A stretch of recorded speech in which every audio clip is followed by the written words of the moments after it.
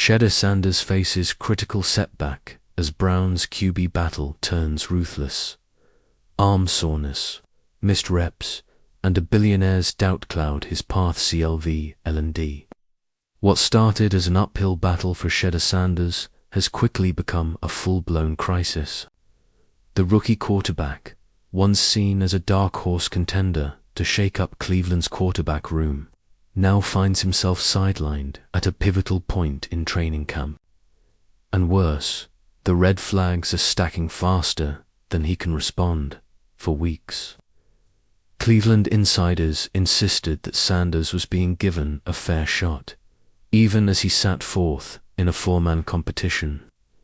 They're doing everything they can to provide the fairest shot possible for him, said sports radio host Ken Carman. I'll take it to my grave. But as day 9 of Brown's camp unfolded, that promise started to look more like a facade. Shedeur Sanders was absent from team drills. That might not sound catastrophic on its own, but in a quarterback room with no declared starter, where every rep is a chance to climb, it's nothing short of devastating. The silence that spoke volumes from the sidelines, reporters grew uneasy. We were standing there, watching. We didn't know what was going on. Said Cleveland.com, single quotes, says Dan Lab. It all sort of became clearer after practice, but certainly an interesting development.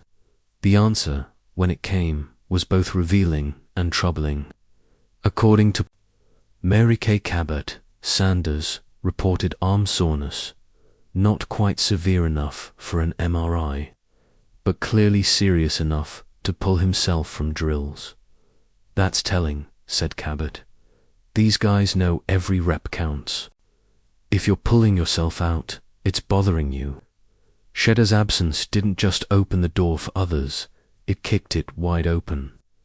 Joe Flacco, who was previously logging limited reps, suddenly found himself taking second-team snaps. In bulk, Dillon Gabriel got work with the ones.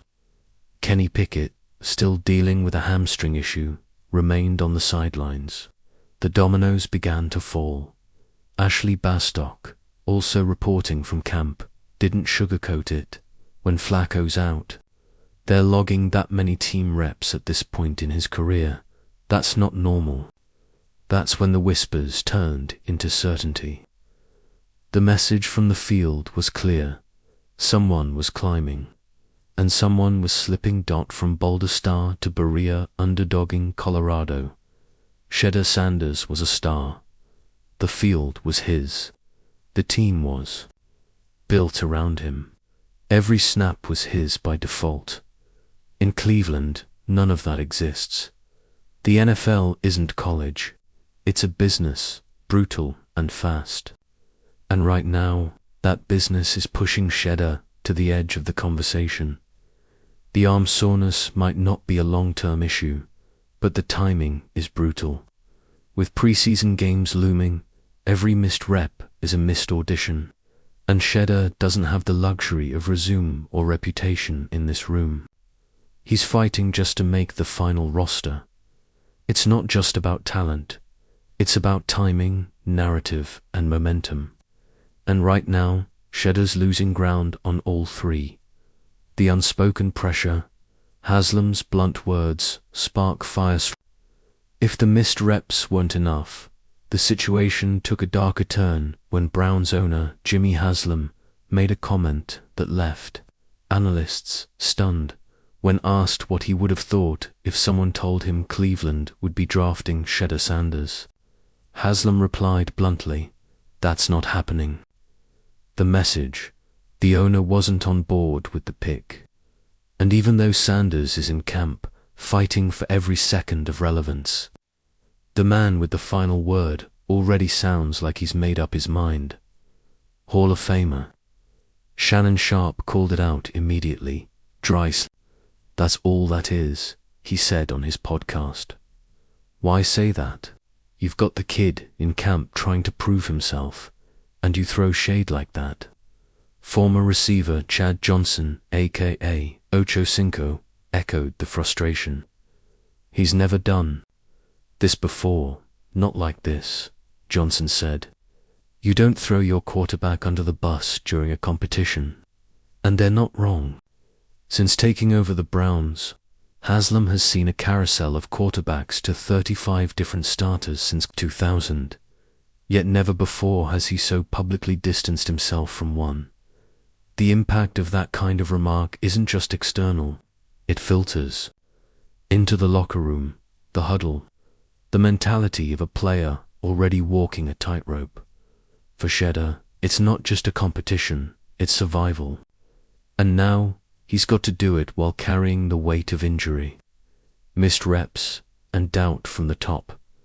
Inside the mental battle, Sanders speaks out despite all the chaos around him. Shedeur Sanders has kept his composure.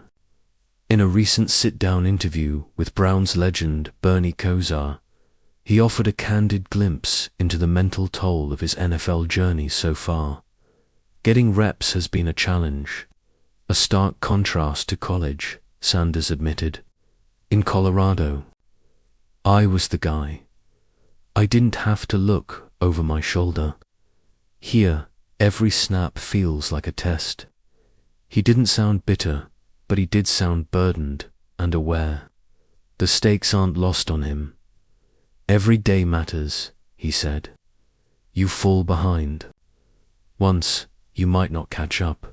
And now, that fall might have started. Dillon Gabriel rising, Flacco still a threat. Pickett waiting with Shedeur sidelined. The other quarterbacks wasted no time seizing the moment. Dillon Gabriel, once thought of as a distant third, is now gaining steam. According to one source close to the team, Gabriel has made a serious impression on offensive coordinator Alex Van Pelt, particularly with his deep ball touch and fast processing in red zone drills. Meanwhile, Kevin Stefanski continues to praise Kenny Pickett's NFL experience and locker room command. Though Pickett hasn't taken a live rep in days, his status remains high in the coaching staff's eyes. Even Joe Flacco, who many assumed was in Cleveland purely as a veteran mentor, is suddenly looking like a wild card, especially after logging a heavy team rep load on day 9. Analysts still believe, but the clock is brutal in NFL. Analysts like Dan Orlovsky haven't given up on Sanders. If I were Cleveland, I'd be doing everything I could to have Dillon Gabriel or Shedeur Sanders as my starting quarterback. Orlovsky told ESPN, "You don't draft guys like that to babysit the bench, but football isn't always about what analysts want. It's about what happens between the lines and what happens when you're not in them." And for Sanders, who now must hope for a fast recovery and a flawless preseason, the leash just got even shorter. Final thoughts. Is it already too late for Shedeur in Cleveland? It's easy to say it's still early. Easy to argue that Shedeur has time to recover, show out in preseason, and shift the narrative. But the NFL doesn't wait. Not for rookies, not for injuries, and definitely not for quarterbacks the owner didn't even want the arm soreness. It might heal in a few days, but the deeper wound, the missed opportunity, the shaken momentum, the lingering quote from Haslam that doesn't go away so easily. In Colorado, Shedeur Sanders was a phenomenon. In Cleveland, he's a name on a crowded depth chart already. Fading into doubt, he has time, but not much. And in Berea, the clock is already ticking.